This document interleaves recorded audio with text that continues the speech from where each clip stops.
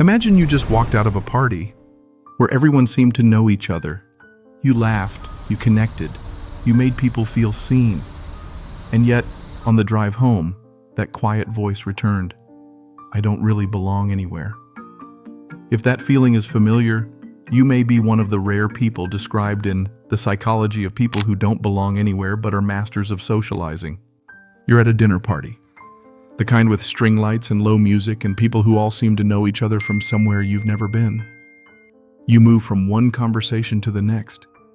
You ask the right questions. You make people laugh at exactly the right moment. Someone leans over and says, "You're so easy to talk to," and you smile.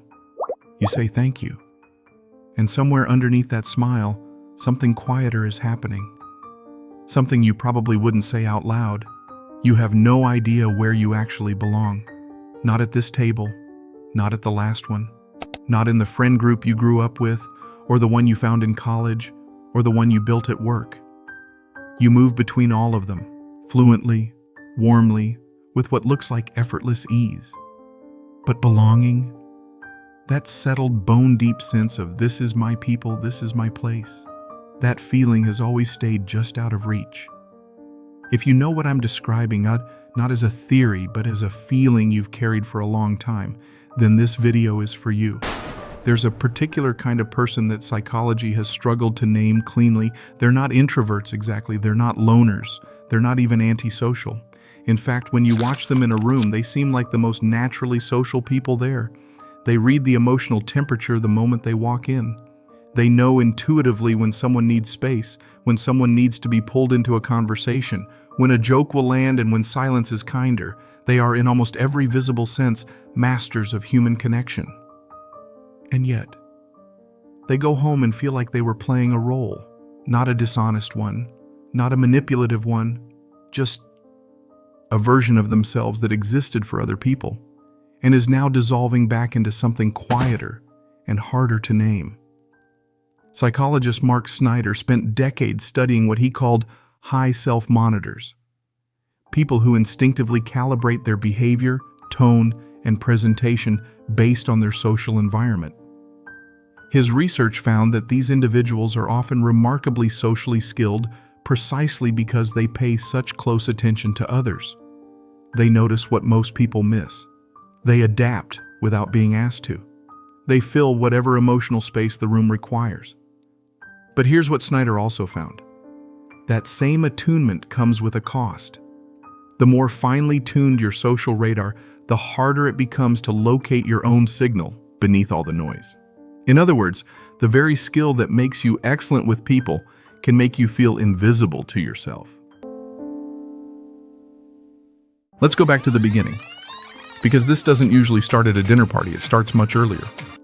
Many people who feel like they don't belong anywhere grew up in environments where belonging was conditional.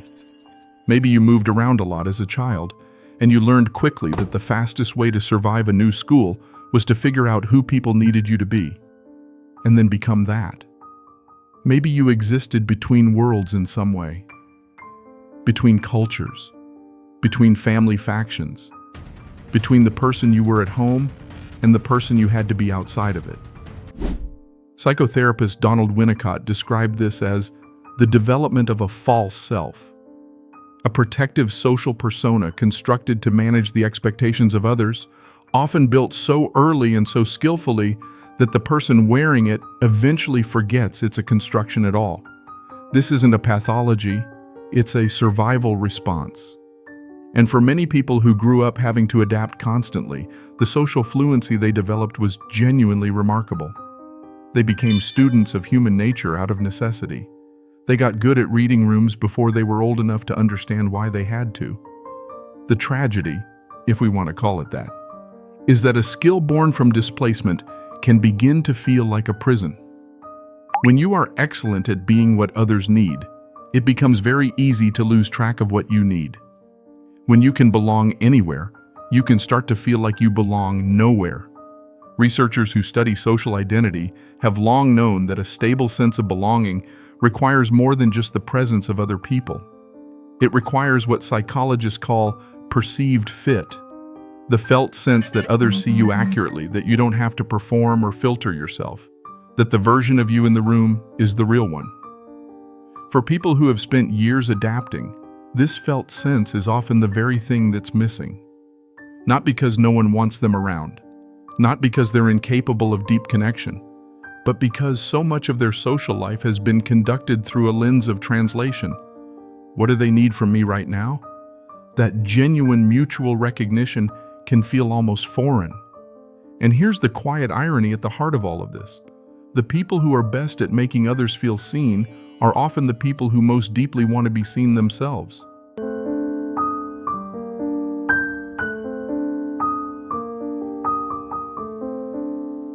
There is, however, something that happens to people who have lived this way for long enough, something that doesn't get talked about enough because it doesn't look like struggle from the outside.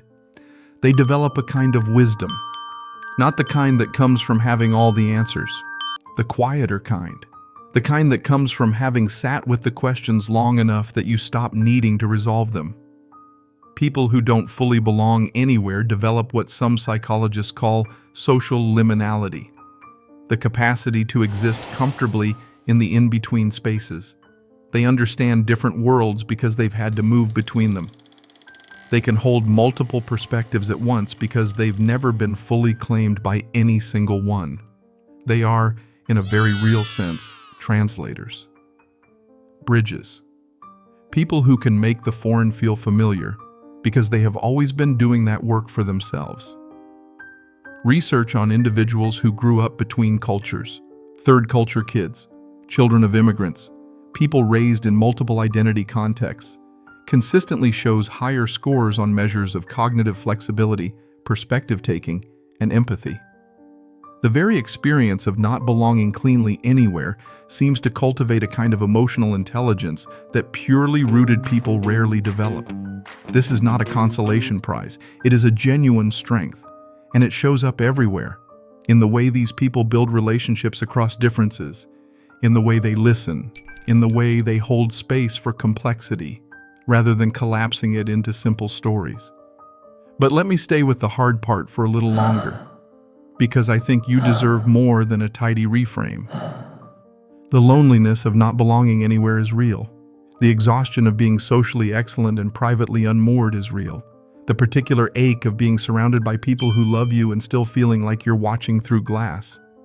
That's real too.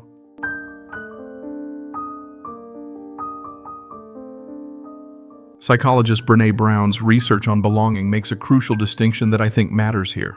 She writes about the difference between belonging and fitting in. Fitting in, she argues, requires you to assess what a group wants from you and then present that version of yourself. It's essentially what high self-monitors do naturally and automatically. Belonging, by contrast, doesn't require you to change anything. It asks for the whole, unedited version of you. The people we're talking about are often extraordinarily good at fitting in, and they are often quietly starving for belonging. The shift, and this is delicate because there's no simple prescription here, seems to involve a kind of surrender. Not the kind where you stop being skillful or socially aware, but the kind where you begin to let people see you being uncertain, where you let conversations become something other than a performance of competence, where you are willing, sometimes, to not know what the room needs and to offer something unguarded instead. This is harder than it sounds for people who learned early that their value was in their usefulness to others. It requires a kind of trust that goes against the grain of how they've survived. But something interesting happens when people begin to move in this direction. Others often meet them there. Because most people are hungry for authenticity, and they can feel the difference between someone who is performing warmth and someone who is actually offering it. There is one more thing worth saying. If you are someone who has moved through life feeling like you don't quite belong anywhere, and you've wondered at times whether something is wrong with you, whether you're somehow too much or not enough, or just constitutionally incapable of the rootedness other people seem to have, I want to offer you something to hold on to. The feeling of not belonging everywhere is not a diagnosis. It is not a flaw in your character. For many people, it is simply the shape of the life they were given and the depth of the person they became in response to it. You may never have one tribe, one place, one unambiguous "this is where I am from." But you have something else.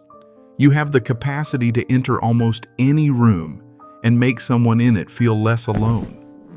You carry a kind of empathy that is forged, not assumed. You know what it is to be on the outside, and so you notice the people on the edges.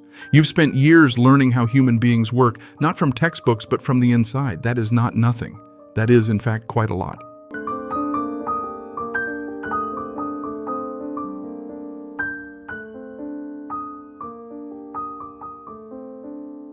If something in this video found you, if you heard your own quiet experience somewhere in these words, I want you to know that you're not as alone in this as it might feel.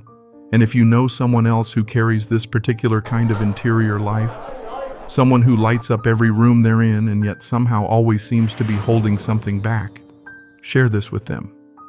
Sometimes the most meaningful thing we can offer another person is simply the language for something they've been feeling for a long time but couldn't quite name. If this channel has given you even one moment of that, your support means more than you know. A like, a share, a subscription. These are small gestures, but they're what allow this kind of conversation to keep happening. They're how we find each other. Take care of yourself, and I'll see you in the next one.